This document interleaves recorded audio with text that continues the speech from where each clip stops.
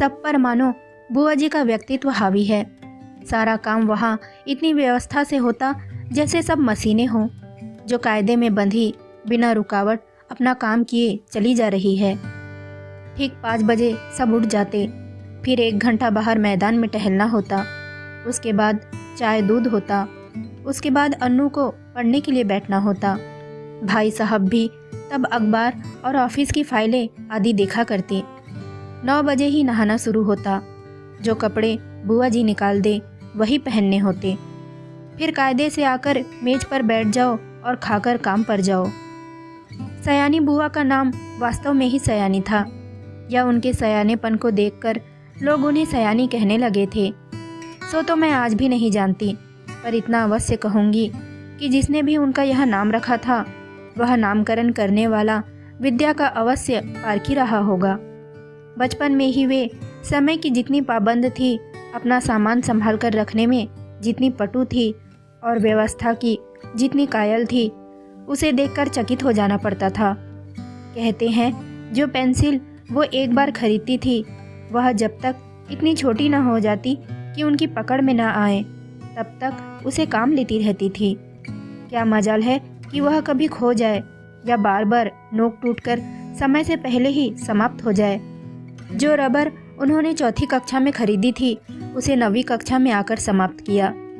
उम्र के साथ साथ उनकी आवश्यकता से अधिक चतुराई भी प्रौढ़ता धारण करती गई और फिर बुआ जी के जीवन में इतनी अधिक घुल मिल गई कि उससे अलग करके बुआ जी की कल्पना ही नहीं की जा सकती थी। उनकी एक एक बात पिताजी हम लोगों के सामने उदाहरण के रूप में रखते थे, जिसे सुनकर हम सभी खैर मनाया करते थे कि भगवान करे वे ससुराल में ही रहा करे, वरना हम जैसे अस्त व्यस्त और अव्यवस्थित जनों का तो जीना ही हराम हो जाएगा। ऐसे ही सयानी बुआ के पास जाकर पढ़ने का प्रस्ताव जब मेरे सामने रखा गया तो कल्पना कीजिए मुझ पर क्या बीती होगी।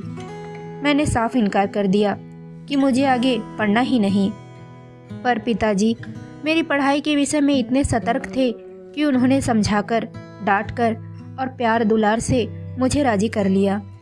सच में राजी कर तो लिया, समझिए अपनी इच्छा पूरी करने के लिए बाध्य कर दिया। और भगवान का नाम दोहराते दोहराते मैंने घर से विदा ली और उनके यहाँ पहुँची।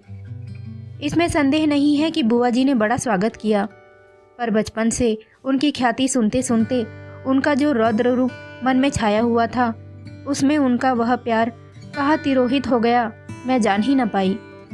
हाँ, बुआ जी के पति जिन्हें हम भाई साहब कहते थे, बहुत ही अच्छे स्वभाव के व्यक्ति थे और सबसे अच्छा कोई घर में लगा तो उनकी 5 वर्ष की पुत्री अन्नू।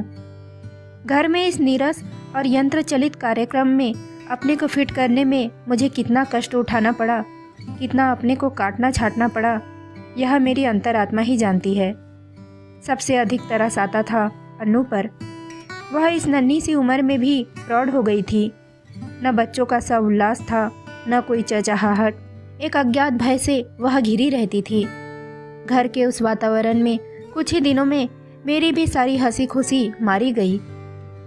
यो बुआ जी की गृहस्थी जमे 15 वर्ष बीत चुके थे, पर उनके घर का सारा सामान देखकर लगता था मानो सब कुछ अभी कल ही खरीदा हो। गृहस्थी जमाते समय जो कांच और चीनी के बर्तन उन्होंने खरीदे थे, आज भी ज्यों की त्यों थे, जबकि रोज उनका उपयोग होता था। वे सारे बर्तन स्वयं खड़ी होकर साफ करवाती थी। क्या मजाल कि कोई एक चीज भी तोड़ दे। एक बार एक नौकर ने सुराही तोड़ दी थी। उस छोटे से छोकरे को उन्होंने इस कसूर पर बहुत पीटा था। तोड़ फोड़ से तो उन्हें सख्त नफरत थी। यह बात उनकी बर्दाश्त से बाहर थी। उन्हें बड़ा गर्व था अपनी इस सुव्यवस्था का। वे अक्सर भाई साहब से कहा करती थी कि यदि वे इस घर में न आती तो न जाने बेचारे भाई साहब का क्या हाल होता। मैं मन ही मन कहा करती थी कि और चाहे जो हाल होता, हम सब मिट्टी के पुतले न होकर कम से कम इंसान तो अवश्य हुए होते। बुआ जी की अत्यधिक सतर्कता और खाने पीने के इतने कंट्रोल के बावजूद अन्नू को बुखार आने लगे। सब प्रकार के उपचार करने कराने में पूरा महीना बीत गया, पर उसका बुखार न उतरा। बुआ जी की परेशानी का पार नहीं। अन्नू एकदम पीली पड़ गई। उसे देखकर मुझे लगता मानो उसके शरीर में ज्वर के कीटाणु नहीं बल्कि बुआ जी के भय के कीटाणु दौड़ रहे हैं, जो उसे ग्रसते जा रहे हैं। वह उनसे पीड़ित होकर भी भय के मारे कुछ तो कह नहीं सकती थी, बस सूखती जा रही थी। आखिर डॉक्टरों ने कई प्रकार की परीक्षाओं के बाद राय दी कि बच्ची को पहाड़ पर ले जाया जाए और जितना अधिक उसे प्रसन्न रखा जा सके रखा जाए। सब कुछ उसके मन के अनुसार हो, यही उसका सही इलाज है। पर सच पूछो तो बेचारी का मन बचा ही कहा था। भाई साहब के सामने एक विकट समस्या थी। बुआ जी के रहते यह संभव नहीं था, क्योंकि अनजाने ही उनकी इच्छा के सामने किसी और की इच्छा चल ही नहीं सकती थी। भाई साहब ने शायद सारी बात डॉक्टर के सामने रख दी। तभी डॉक्टर ने कहा कि माँ का साथ रहना ठीक नहीं होगा। बुआ जी ने यह सुना तो बहुत आनाकानी की, पर डॉक्टर की राय के विरुद्ध जाने का साहस वे कर नहीं सकी, सो मन मारकर वही रह गई। जोर शोर से अन्नू के पहाड़ जाने की तैयारी शुरू हुई। पहले दोनों के कपड़ों की लिस्ट बनी, फिर जूतों की, मोजों की, गर्म कपड़ों की, ओढ़ने बिछाने के सामान की, बर्तनों की। हर चीज़ रखते समय वे भाई साहब को सख्त हिदायत कर देती थी कि एक भी चीज़ खोनी नहीं चाहिए। देखो, यह फ्रॉक मत खो देना, 7 रुपये मैंने इसकी सिलाई दी है। यह प्याले मत तोड़ देना, वरना 50 रुपये का सेट बिगड़ जाएगा। और हाँ, गिलास को तो तुम तुच्छ समझते हो, उसकी परवाह ही नहीं करते। पर देखो, यह 15 बरस से मेरे पास है और कहीं खरोच तक नहीं आई है। तोड़ दिया तो ठीक ना होगा। प्रत्येक वस्तु की हिदायत के बाद वे अन्नू पर आई। वह किस दिन किस समय क्या खाएगी उसका मेन्यू बना दिया गया। कब कितना घूमेगी, क्या पहनेगी, सब कुछ निश्चित कर दिया गया। मैं सोच रही थी कि यहाँ बैठे बैठे ही बुआ जी ने इन्हें ऐसे बांध दिया कि बेचारी अपनी इच्छा के अनुसार क्या खाक करेंगे। सब कह चुकी तो जरा आर्द्र स्वर में बोली, कुछ अपना भी ख्याल रखना, दूध फल बराबर खाते रहना। हिदायतों की इतनी लंबी सूची के बाद भी उन्हें यही कहना पड़ा कि जाने तुम लोग मेरे बिना कैसे रहोगे, मेरा तो मन ही नहीं मानता। हाँ, बिना भूले रोज एक चिट्ठी डाल देना। आखिर वह क्षण भी आ पहुंचा जब भाई साहब एक नौकर और अन्नू को लेकर चले गए। बुआ जी ने अन्नू को खूब प्यार किया, रोई भी। उनका रोना मेरे लिए नई बात थी। उस दिन पहली बार लगा कि उनकी भयंकर कठोरता में कहीं कोमलता भी छिपी है। जब तक तांगा दिखाई देता रहा वे उसे देखती रही। उसके बाद कुछ क्षण तक निर्जीव सी होकर पड़ी रही, पर दूसरे ही दिन से घर में फिर वैसे ही चलने लगा। भाई साहब का पत्र रोज आता था, जिसमें अन्नू की तबीयत के समाचार रहते थे। बुआ जी भी रोज एक पत्र लिखती थी, जिसमें अपनी उन मौखिक हिदायतों को लिखित रूप से दोहरा दिया करती थी।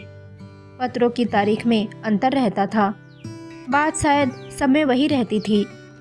मेरे तो मन में आता था कि कह दूं, बुआ जी रोज पत्र लिखने का कष्ट क्यों करती हो। भाई साहब को लिख दीजिए कि एक पत्र गत्ते पर चिपकाकर पलंग के सामने लटका ले और रोज सवेरे उठकर पढ़ लिया करे। पर इतना साहस था ही नहीं कि यह बात कह सकूं। करीब 1 महीने के बाद एक दिन भाई साहब का पत्र नहीं आया, दूसरे दिन भी नहीं आया। बुआ जी बड़ी चिंतित हो उठी।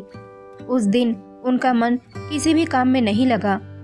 घर की कसी कसाई व्यवस्था कुछ शिथिल सी मालूम होने लगी। तीसरा दिन भी निकल गया। अब बुआ जी की चिंता का पार नहीं रहा। रात को वे मेरे कमरे में आकर सोई, पर सारी रात दुख स्वप्न देखती रही और रोती रही, मानो उनका वर्षों से जमा हुआ नारीत्व पिघल पड़ा था और अपने पूरे वेग के साथ बह रहा था। वे बार बार कहती थी कि उन्होंने स्वप्न में देखा है कि भाई साहब अकेले चले आ रहे हैं, अन्नू साथ नहीं है और उनकी आंखें भी लाल है, और वे फूट फूट कर रो पड़ती। मैं तरह तरह से उन्हें आश्वासन देती, पर वे सब तो कुछ सुन ही नहीं रही थी। मेरा मन भी कुछ अन्नू के ख्याल से और कुछ बुआ जी की दशा देखकर बड़ा दुखी हो रहा था।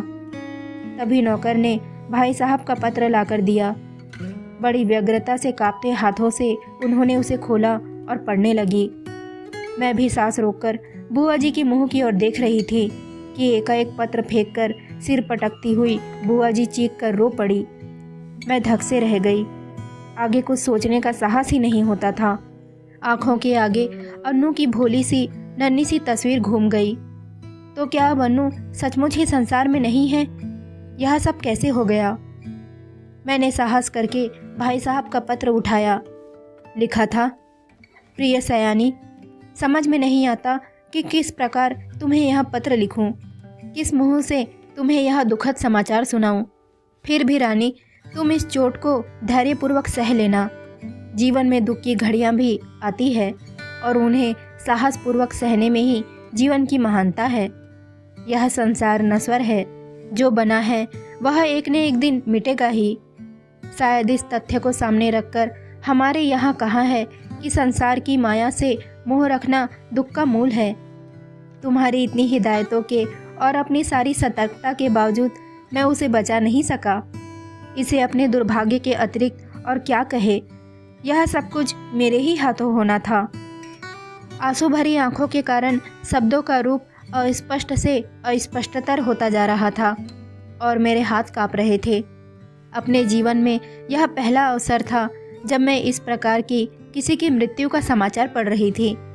मेरी आंखें शब्दों को पार करती हुई जल्दी जल्दी पत्र के अंतिम हिस्से पर जा पड़ी। धैर्य रखना मेरी रानी, जो कुछ हुआ उसे सहने की और भूलने की कोशिश करना। कल 4 बजे तुम्हारे 50 रुपए वाले सेट के दोनों प्याले मेरे हाथों से गिरकर टूट गए। अन्नू अच्छी है, शीघ्र ही हम लोग रवाना होने वाले हैं। 1 मिनट तक मैं हतबुद्धि सी खड़ी रही, समझ ही नहीं पाई कि यह क्या से क्या हो गया। यह दूसरा सदमा था। ज्यों ही कुछ समझी, मैं जोर से हंस पड़ी। किस प्रकार मैंने बुआ जी को सत्य से अवगत कराया, वह सब मैं कोशिश करके भी नहीं बता सकूंगी। पर वास्तविकता जानकर बुआ जी भी रोते रोते हंस पड़ी। 5 आने की सुराही तोड़ देने पर नौकर को बुरी तरह पीटने वाली बुआ जी 50 रुपए वाले सेठ के प्याले टूट जाने पर हंस रही थी। दिल खोलकर हंस रही थी, मानो उन्हें स्वर्ग की निधि मिल गई हो।